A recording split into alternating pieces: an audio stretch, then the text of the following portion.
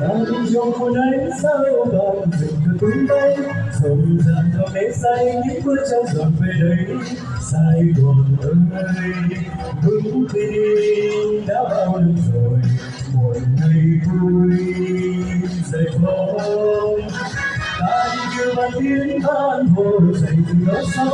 dạo rừng giờ hôm nay bắt vui với hồi hộp dẫn thành đồng ơi sân son đã ban cây hoàng ôi hạnh phúc vô biên anh đưa đi em những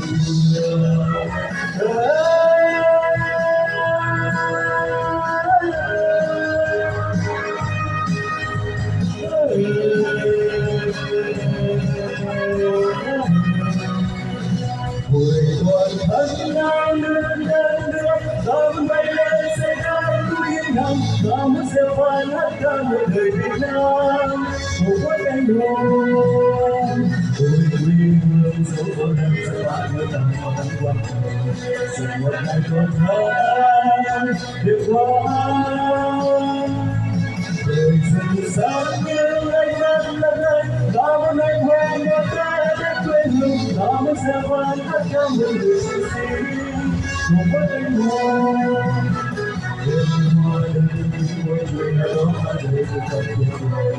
dành một lời thoát thân được quá vui người trọn thành cả đôi sông thân lớn dần dần Việt Nam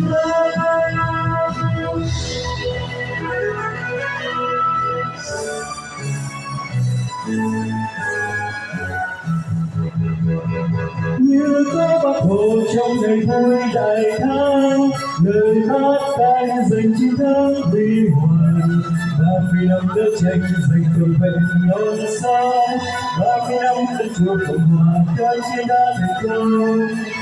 Việt Nam Hồ Chí Minh Việt Nam Hồ Chí Minh Việt Nam Hồ Chí Minh Việt Nam Hồ Chí Minh như có Bác Hồ trong ngày vui đại thắng lời hát ca dành chiến thắng huy hoàng 30 năm đấu tranh giành cường vinh non sông 30 năm dân chủ cộng hòa kháng chiến đã thành công Việt Nam Hồ Chí Minh Việt Nam Hồ Chí Minh Việt Nam Hồ Chí Minh Việt Nam Hồ Chí Minh Việt